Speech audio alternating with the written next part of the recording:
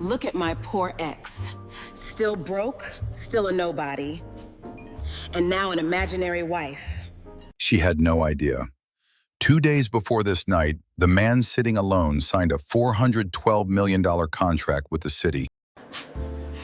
8 years since the divorce, and the man is still alone. Some men never climb out. He did not flinch. He did not answer. He just watched her perform for a room that had already made up its mind. Didn't he used to talk about building something big? Guess that dream died quiet. The real test had not even begun, and nobody in that ballroom knew what was coming through those doors. I'm married. 3 years now. For 1 full second, the circle went silent. Then she laughed, big, loud, and meant to convince the room before it convinced her. Married? You? That is truly rich. Where is she then, Dre? At home or in your head? The man beside her kept glancing at a plain steel watch, not admiring it, measuring it, solving a math problem. She had a meeting downtown. She will be here soon. 2 days earlier, a gray Thursday, a phone buzzing in a cold truck, an invitation he almost deleted. Go to that reunion. Not to prove anything a bye, just to finally close the door. He almost said no. He had a quiet life, a good wife, steady work. He did not need that ballroom to feel like a man. But something in him wanted to walk back into that room one time. Not to prove anything, just to close a door. The lobby smelled like fresh flowers and expensive coffee. A jazz trio played something low and brassy near the elevators. Well, look who decided to show up. Still swinging a hammer for a living? He thought about all the years he spent believing if he just worked hard enough, she would eventually see him. He says he is married. A whole wife nobody has ever heard of. This is too good. He remembered a night years ago, rain so heavy it bounced off the pavement. He sold his grandfather's tools so she could afford a better future. Why do you look so pathetic right now? There were other nights like that one. Double shifts so she could take credit, cold plates on the counter, closed bedroom doors. 20 years in construction taught him that foundations are laid in silence. Nobody applauds the man pouring concrete at dawn. 2 days before the reunion, one signature closed the biggest municipal infrastructure deal in the city that year. I have Corbin. I have my life together. And you have what? A tool belt? Anger is a poor tenant. You let it stay too long, it stops paying rent and starts tearing up the walls. You should slow down. You are about to say something you cannot take back. Slow down? I have nothing to slow down for. Look around there. I won. Across the room, a woman watched, quiet, arms folded, the kind who never speaks until she has something worth saying. She caught his eye. She did not smile. She gave the smallest nod. She already knew something the rest of the room did not. A whole imaginary wife. An imaginary life. That is almost sad, Caldwell. Almost. He checked the time. The meeting should have ended 20 minutes ago. He did not worry. He simply waited. 3.5 years earlier, a community fundraiser in Bronzeville. He stayed late stacking chairs when everyone else had gone home. A woman stood in the doorway watching him work. She had not known who he was. She only noticed that he stayed. Most men leave once the cameras stop rolling.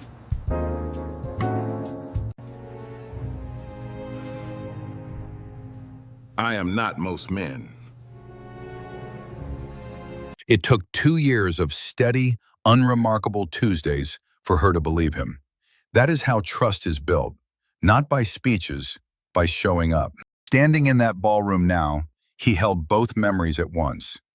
The man he used to be and the man he had quietly become. There were winters on job sites so cold his hands split open. He never told anyone. He just wrapped them and kept going. The company grew the way he built everything else. One honest day at a time, with nobody watching, until somebody finally did. Then it happened. A shift in the room. Footsteps on marble. The particular silence that falls before something important arrives. She walked through those ballroom doors the way people walk when they have never needed permission to belong in a room. The color drained from Renata's face. The performance stopped. The ground beneath every assumption she held cracked wide open. She crossed the room straight to him, took both his hands, pressed a kiss to his cheek in front of everyone. Not a show, just love arriving. Sorry I am late, baby. That meeting ran long. Oh, so you are the wife. You are actually real. Yes, I am his wife. And I am very proud of my husband. Nobody in that ballroom believed him 20 minutes earlier. Now nobody in that ballroom could look away from the proof standing beside him. Well, that is wonderful. I had no idea Caldwell had someone like you. Most people never take the time to find out what someone actually has. We should all catch up. What exactly do you do now? Still in construction? I run a construction and infrastructure company. We just closed a contract with the city. She did not know the number yet. She only felt the ground shifting beneath her heels, the way it does when a lie loses its last support. Darius shifted his weight. The practiced ease slid off his face. A man running numbers on an exit, not an apology. Opal leaned close and whispered the news. The contract closed that afternoon. $412 million. Done. Final. He felt it land quiet and steady, the way good news does when you have stopped needing it to prove anything to anyone. Renata. That is enough. This does not concern you, Iris. It does. Because some of us have known exactly what kind of man Caldwell is for years. For 6 years, Caldwell funded every scholarship at our old high school. Quietly. No name on any plaque. He had never asked for the secret to be told aloud. But standing there exposed, he found he did not mind. Some truths earned their moment. Every layer of performance had been peeled back. What remained on Renata's face was not anger anymore. It was recognition of loss. And Darius Prey, I know exactly what you tried to do to his company 2 years ago. The falsified subcontractor bid. The shell paperwork. It did not work bad. His team caught it. Renata covered for him. Did you not, Renata? You told me that was a misunderstanding. You said it was handled.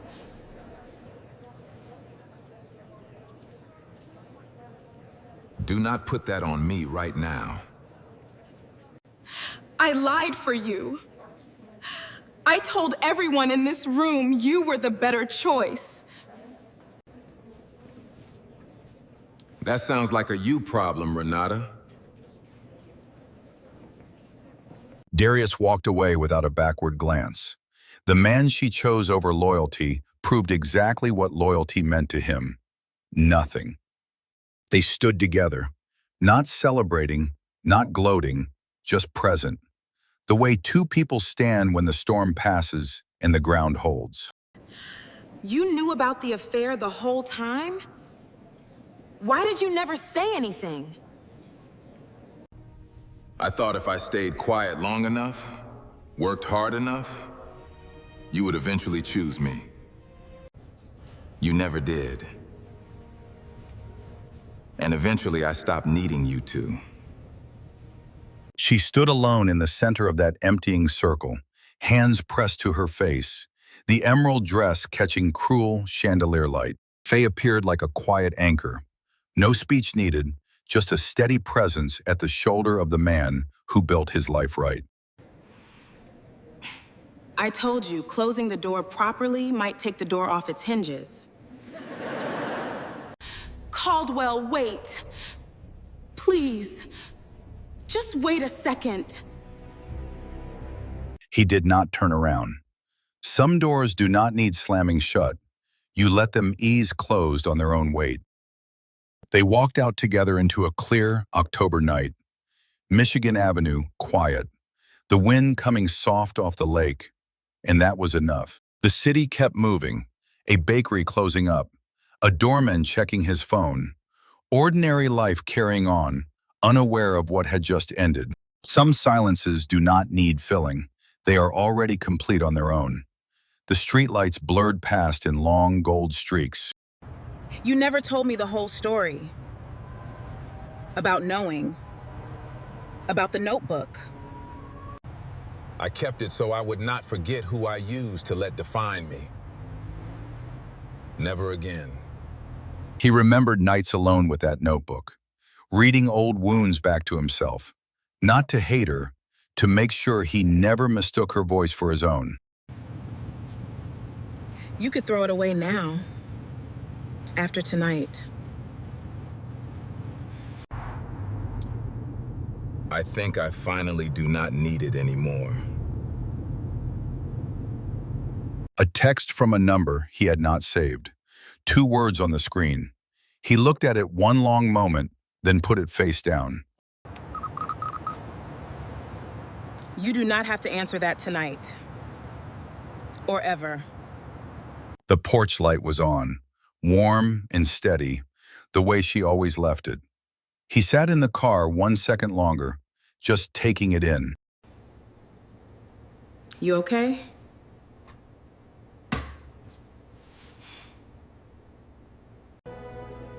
Yeah.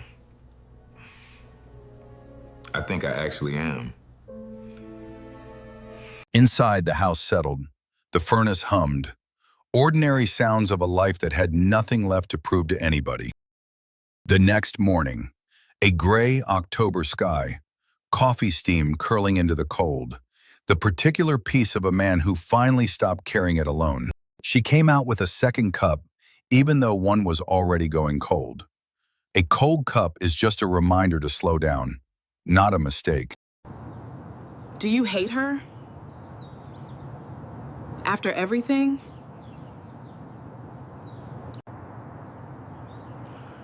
No.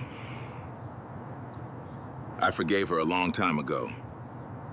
What I had not forgiven was the version of myself who believed he had to earn the right to be loved. I do not owe anybody proof anymore. Not her. Not that ballroom. Not even myself. Some inheritances are not money or land. They are the way a person taught you to carry yourself when the whole room waits for you to break. He went to the bottom drawer, lifted the notebook, held it one last moment the way you hold something that kept you alive and is no longer needed. He let it drop. Not in anger, not in ceremony, just a quiet release. The kind that happens when a chapter finally stops asking to be reread. Your grandmother would have been proud of how you handled that room. Calm as still water. She told me patience was not the same as doing nothing. Took me 20 years to understand. That is how wisdom works. It waits for you. His grandmother used to say from that old porch, "A man's worth lives in what he builds when nobody is watching." He finally believed her all the way. What mattered was this: an ordinary kitchen at the end of an extraordinary night, a woman who never needed proof, and enough peace to stop replaying it. The biggest win was never the contract or the ballroom gasps. It was standing on his own porch, finally free of the need for applause. Some chapters do not need a dramatic close. They just need you to stop turning back to reread them. He was finally home. Uncle Cal, why do people say mean things about people who are nice? Because they are afraid that quiet kindness is stronger than loud cruelty. And it is. This story reminds you that real strength rarely announces itself. It shows up in silence, in patience, in years of showing up with no audience. If someone in your life has decided who you are without asking, what would happen if you stopped trying to change their mind and simply kept building? 1. Your worth was never in what they said about you at the party. It was always in what you built when nobody was watching. 2. The people who mock you loudest are usually the ones most afraid you are about to prove them wrong. 3. You do not owe anybody proof. Not them, not the room, not even yourself. If this story reached something quiet inside you tonight, leave a comment telling someone in your life that you see them. Share this with the person who needs to hear it most, the one who has been building in silence and wondering if anyone notices. Subscribe and turn on the bell so these stories find you every single week when you need them. Save this video somewhere you can return to it on the nights the world gets loud and you need reminding that quiet is not the same as broken. Thank you for being here. Thank you for staying until the end. You are seen. You are enough. And the proof is in the life you are building right now.